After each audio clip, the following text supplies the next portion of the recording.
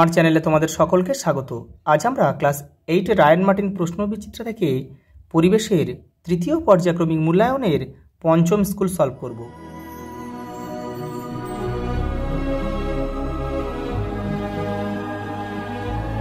দেখো physical science প্রথম প্রশ্ন দেখো, যদি বায়ুতে কোনো বস্তুর ওজন W1 ও তরলে নিমজ্জিত হলে তার উপর ক্রিয়াশীল প্রবণতা W2 হয়, তাহলে ভাষণের শর্ত হলো, দেখো অপশান বি। আলোর উৎস, আলোর ঈষৎ স্বচ্ছ মাধ্যম হলো ঘষা কাঁচ। দেখো এই পরমাণুতে নিউট্রন সংখ্যা কত? 10। নিউট্রন সংখ্যা বের করতে গেলে দুটো বিয়োগ করলে হয়ে যাবে। পরেরটা দেখো, প্রদত্ত কোনটি ঠান্ডা জলের সঙ্গে বিক্রিয়ার ফলে H2 গ্যাস উৎপন্ন হয়? দেখো A ও C উভয়ই। ননস্টিক বাসনপত্র তৈরিতে ব্যবহৃত হয় টেফলন। দেখো পরের প্রশ্ন, শূন্যস্থান পূরণ করে পূর্ণ বাক্যে লেখো। প্রাকৃতিক জৈব পলিমারের একটি উদাহরণ হলো সেলুলোজ। অক্সিজেন গ্যাস শোষণ করে নীলবর্ণ ধারণ করে, এরূপ দ্রবণ হলো অ্যামোনিয়াযুক্ত কিউপ্রাস ক্লোরাইড দ্রবণ। পরমাণুর সবচেয়ে বাইরের কক্ষে সর্বাধিক 8টি ইলেকট্রন থাকতে পারে। ঘর্ষণ বল সবসময় সংস্পর্শে থাকা তল দুটির সঙ্গে বিপরীত ক্রিয়া করে। পেরিস্কোপে দর্পণগুলি বাহুর সঙ্গে 45 ডিগ্রি কোণে নত থাকে। দেখো একটা স্তম্ভ দিয়েছে, দেখো পিভিসি হবে, দেখো নন বায়োডিগ্রেডেবল পলিমার। দেখো আয়তন গুণ ঘনত্ব কি হবে? দেখো ভর। সদ্বিম্ব বস্তু সাপেক্ষে কি হবে? অবশীর্ষ। কস্টিক সোডা থেকে H2 গ্যাস নির্গমন কি হবে? দেখো সিলিকন। আর নিউট্রনের আবিষ্কারক স্যাডউইক। দেখো পরের প্রশ্ন দেখো, লোহার ঘনত্ব 7.8 গ্রাম পার ঘনসেমি হলে এসআইতে এর মান কত হবে? দেখো 7800 কেজি পার মিটার কিউব। বায়ুর চাপ বলতে কি বোঝায়? দেখো রায়ান মার্টিন 22 নম্বর পেজের উত্তরটা রয়েছে। দেখো এই দেখো বায়ুর চাপ, এখান থেকে এটা পুরোটা লিখবে। পরেরটা দেখো, বায়ুর চাপ কত মিটার উঁচু জলস্তম্ভের চাপের সমান? 10.3 মিটার। অসৎ বিম্ব বলতে কি বোঝায়? দেখে নাও তোমাদের টেক্সটের 46 নম্বর পেজে উত্তরটা রয়েছে। এই যে দেখো, যে প্রতিবিম্বকে পর্দায় ফেলা যায় না তাকে অসৎ বিম্ব বলে। পরের প্রশ্ন দেখো, সংকট কোণ বলতে কি বোঝো? তোমাদের বইয়ের 51 নম্বর পৃষ্ঠায় উত্তরটা রয়েছে, দেখে নাও। এই যে এখান থেকে এই পর্যন্ত লিখবে। পরের প্রশ্ন দেখো, অভ্যন্তরীণ পূর্ণ প্রতিফলনের শর্ত লেখো। দেখো 51 নম্বর পৃষ্ঠায় উত্তরটা রয়েছে, দেখে নাও। এই যে দুটো নিয়ম রয়েছে, এটাই এই 1 আর এপারে রয়েছে 2, দুটো লিখতে হবে। পরেরটা দেখো, আইসোবার বলতে কি বোঝায়? উদাহরণ দাও। তোমাদের বইয়ে 74 নম্বর পেজে উত্তরটা রয়েছে, দেখে নাও। এই দেখো এখান থেকে, ভিন্ন মৌলের যেসব পরমাণুর ভর সংখ্যা সমান তাদের পরস্পরের আইসোবার বলা হয়। এই যে উদাহরণ রয়েছে কিন্তু এখানে।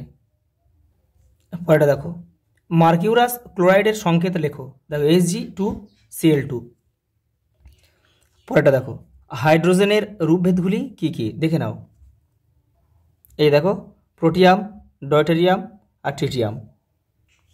পরেরটা দেখো, X বর্ণহীন গ্যাস প্লাস Y বর্ণহীন গ্যাস সমান, দেখো কি দিয়েছে তীর চিহ্ন দিয়ে, দেখো Z বাদামি বর্ণের গ্যাস।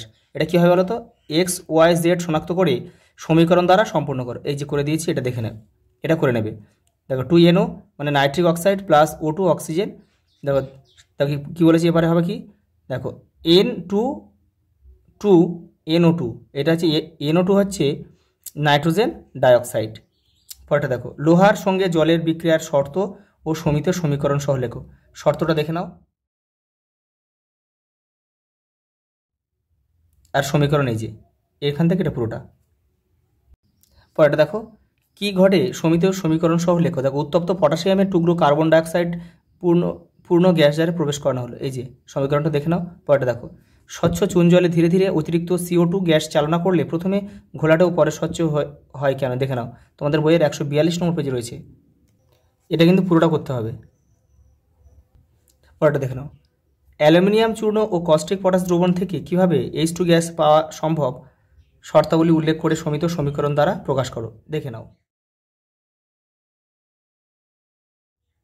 পরেরটা দেখো, হাইড্রোজেন গ্যাস কোন শর্তে নাইট্রোজেনের সঙ্গে বিক্রিয়া করে বিক্রিয়া করে তা উল্লেখ করো ও সমীকরণ দ্বারা প্রকাশ করো। দেখে নাও 120 নম্বর পেজে উত্তরটা রয়েছে। এই যে এখান থেকে এটা পুরোটা লিখতে হবে। পরেরটা দেখো দেখো H2S ও PH3 যৌগ দুটির ত্রিমাত্রিক গঠন দেখাও। তোমাদের বইয়ের 82 নম্বর পেজে রয়েছে, দেখে নাও। এই যে দেখো কি দিয়েছে, প্রথমে দিয়েছে দেখো হাইড্রোজেন সালফাইড, এই যে সংকেত হাইড্রোজেন সালফাইড আর আছে ফসফিন PH3। দেখো এই যে SHH দুটি আর দেখো PH দেখো তিনটি। পরের প্রশ্ন দেখো হিরে চকচকে দেখায় কেন। দেখো 52 নম্বর পেজে রয়েছে তোমাদের বইয়ের উত্তরটা। এই যে এখান থেকে এই পর্যন্ত। পরের প্রশ্ন দেখো দর্পণে অসৎ বিম্ব গঠনের পদ্ধতির চিত্র দ্বারা দেখাও। দেখো 47 নম্বর পেজে রয়েছে। এই যে এই চিত্রটা আঁকতে হবে। পরের প্রশ্ন দেখো প্লবতা বলতে কি বোঝায়। তোমাদের বইয়ের 15 নম্বর পেজে রয়েছে উত্তরটা। এই যে এখান থেকে এই পর্যন্ত। দেখো সঙ্গে একটা প্রশ্ন রয়েছে, কোনো বস্তুর উপর প্রযুক্ত প্লবতার মান কোন কোন বিষয়ের উপর নির্ভরশীল। দেখো রায়ান মার্টিনে 25-এ রয়েছে, 25 নম্বর পেজে উত্তরটা রয়েছে এই তিনটে। দেখো লাইফ সায়েন্স পরের প্রশ্ন দেখো প্রদত্ত কোনটি ছত্রাক নয়। দেখো স্ট্যাফাইলোককাস, এটা হচ্ছে ছত্রাক নয়। দেখো সোমাটোট্রফিক হরমোনের অধিক ক্ষরণের ফলে যে লক্ষণটি দেখা যায় না তা হলো রক্তে গ্লুকোজের পরিমাণ বৃদ্ধি। উটের পিঠে থাকা কুঁজে যা সঞ্চিত থাকে তা হলো চর্বি। সুন্দরী গাছের শ্বাসমূলকে বলে নিউম্যাটোফোর। পরেরটা দেখো কারকিউমিন নামক যৌগটি পাওয়া যায় হলুদে। পরেরটা দেখো ডিএনএ এবং প্রোটিনের পুঞ্জীভূত গঠনকে বলে ক্রোমাটিন। হিমোগ্লোবিন ছাড়া অন্য যে শ্বাসরঞ্জকটি পেশিকোষে অক্সিজেন সরবরাহ করে তা হলো মায়োগ্লোবিন। একটি নাইট্রিফাইং ব্যাকটেরিয়া হলো নাইট্রোসোমোনাস। দেখো অ্যাড্রিনালিন হরমোনকে আপাতকালীন হরমোন বলে। দেখো পরেরটা দেখো সত্য মিথ্যা বলেছে। সিপেন মানে সাগর কলম, কিন্তু নালীপদের মাধ্যমে সাহায্যে গমন করে, এটা মিথ্যা। এই সাগর কলমের দেহে কিন্তু অসংখ্য সরু সরু শাখা প্রশাখা থাকে, সেইগুলোর সাহায্যে কিন্তু তারা এক স্থান থেকে অন্য স্থানে গমন করে। বোটানিক্যাল গার্ডেন হলো ইন সিটু সংরক্ষণ, এটা মিথ্যা হবে, এটা হবে এক্স সিটু সংরক্ষণ। ব্লাড ক্যান্সারের চিকিৎসায় ভিনব্লাস্টিন ও ভিনক্রিস্টিন ব্যবহার করা হয়, সত্য। নাইট্রাস অক্সাইড হলো একটি গ্রিনহাউস গ্যাস, এটাও সত্য। পরেরটা দেখো বাঁশ গাছের কোন কোন যৌগ থেকে তবাশির উৎপন্ন হয়। দেখে নাও তোমাদের বইয়ের 273 নম্বর পেজে উত্তরটা রয়েছে। এই যে সিলিকন ডাইঅক্সাইড আর সিলিসিক অ্যাসিড। পরেরটা দেখো বুশম্যানরা কিভাবে তাদের পানীয় জল সংগ্রহ করে। দেখে নাও এই যে এখান থেকে এই পর্যন্ত লিখতে হবে। স্টারফিশের গমনাঙ্গের নাম কি। নালীপথ। অ্যাড্রিনালিন ছাড়া অ্যাড্রিনাল গ্রন্থি থেকে খরিত অন্য একটি হরমোনের নাম লেখো। কর্টিসল। কেল্পের একটি অর্থনৈতিক গুরুত্ব লেখো। দেখে নাও এই যে দেখো কেল্পের গুরুত্ব, এখান থেকে এটা পুরোটা লিখতে হবে কিন্তু। তোমাদের রায়ান মার্টিন 527 নম্বর পেজে কিন্তু উত্তরটা রয়েছে। পরের প্রশ্ন দেখো ম্যানগ্রোভ বনভূমির একটি সংকট লেখো। এই দেখো এখান থেকে এটা লিখে দিতে হবে।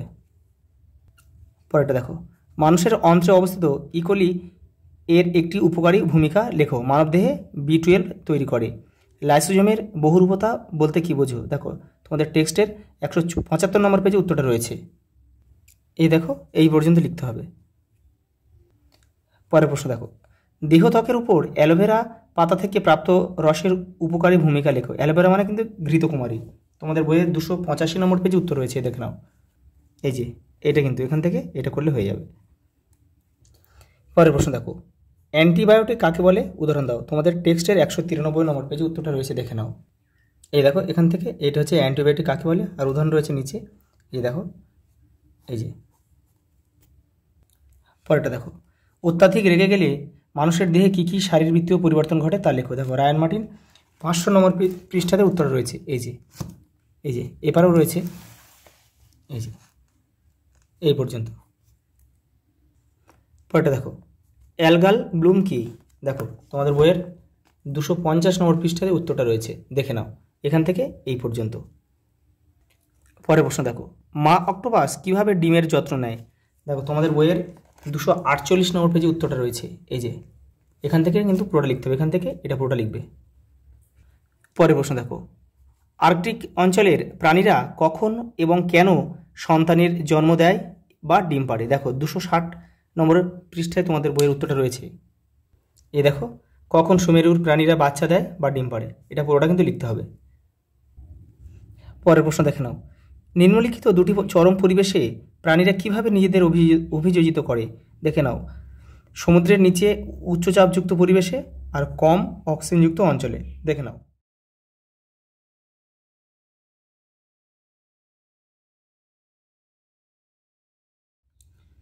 ইনসুলিনকে অ্যান্টিবায়োটিক হরমোন বলে কেন? তোমাদের বইয়ের 224 নম্বর পেজে উত্তরটা রয়েছে, দেখে নাও। এই যে এই পর্যন্ত লিখতে হবে কিন্তু এখান থেকে।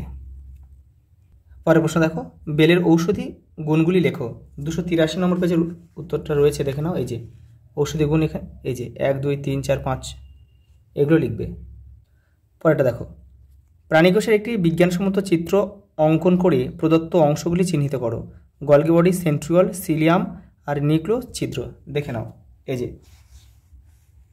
এটা আঁকতে হবে এবং যেগুলো বলেছে সেগুলি শুধু চিহ্নিত করতে হবে, এতগুলো সব চিহ্নিত করার কোনো প্রয়োজন নেই।